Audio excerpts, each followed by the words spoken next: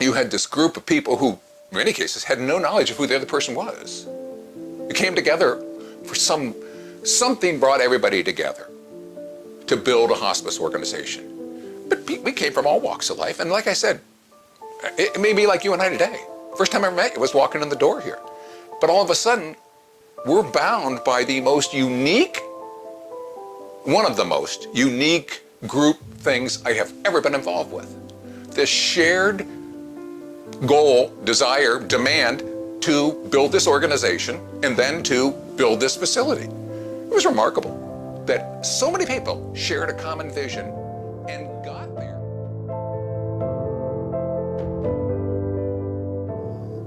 But this is one organization that's really great to refer people to because, again, they're down and out for the most part. They don't know where to turn. They don't know.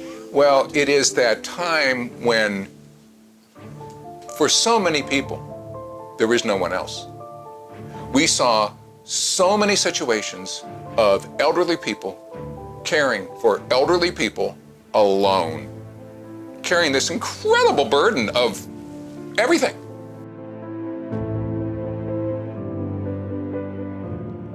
I've had a brother that was served at hospice. My father was served by hospice. And I couldn't tell you how many aunts and uncles. So hospice is my heart. Even though my sister and I are both nurses, we have pharmacists in the family, so we have lots of medical knowledge and support, so to speak, we would not have been able to care for her in the home. And so before the Truman House, she would have had to remain in a hospital setting. And that would just not have been, for the family mainly, the experience that we had here at the Truman House, we could in no way have had in the hospital setting.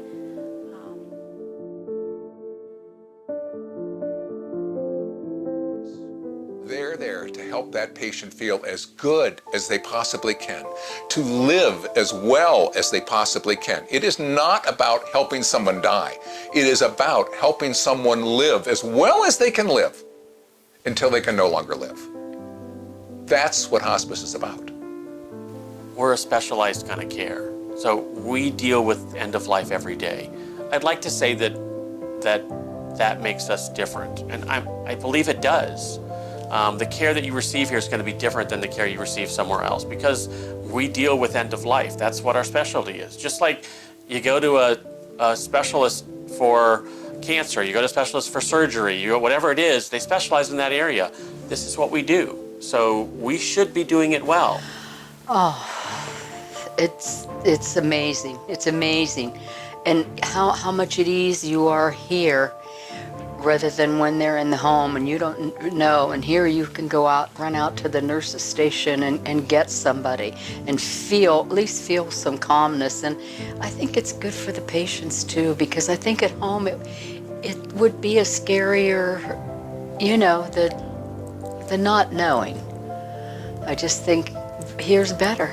And they get treated so special here, I think. I truly do. I think that everyone that's here gets treated wonderful.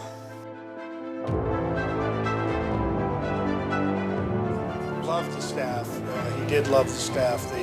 Several nurses, and I wish I could remember their names now, but they were really great with him and took care of every need he had. And I think all of us were very grateful for their compassion, and you have to be a special person to be a hospice employee. Comforting feeling after coming from spending about a week in the hospital and then a week here. It really felt like a relief to be here.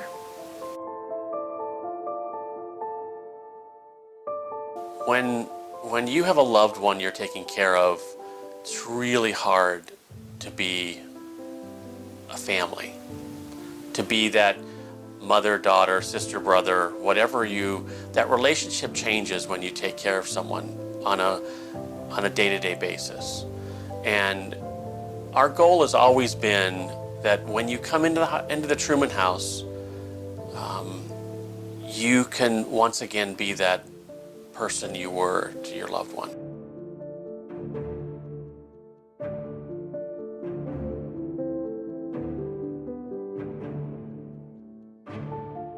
We have a ceremony. We give the pin to the person. We ask them if we can pin them.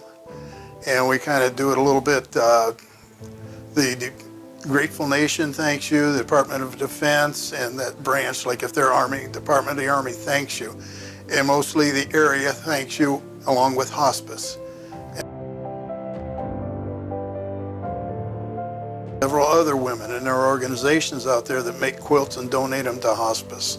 And they're military, not military, patriotic quilts. And we unfold it and show it to them. It's a good 4x6, maybe a little bit larger than that at times. And we let them see it, and we fold it up, and we put it on their bed for them. And they're all different, they're not the same. And they really like it. And the reactions from the people, that the veterans and the families is great. I mean, I've had veterans that have told me that and this is better than a morphine shot.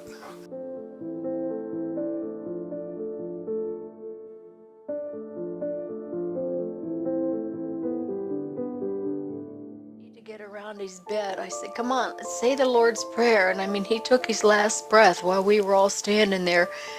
And we were together, and the nurse was still there with us. And I have to say, it was a wonderful experience because it was like uplifting. To me, it was uplifting.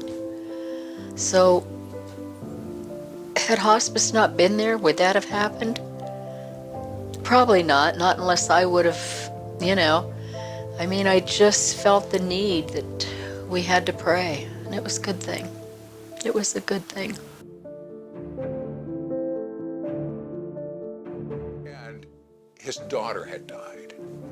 And he said he would do a radio commercial. So I interviewed him. And he used the phrase, he talked about it, and he used the phrase, and that's when the angels come in. And he used that phrase referencing hospice nurses. They came in at the worst time, and they were angels. And a number of people tell me, if it wouldn't be for Hospice or wouldn't have been for Hospice, I don't know what I would have done. And that by itself is almost living proof that we're relevant, we have been relevant, and just think of the importance of that going forward.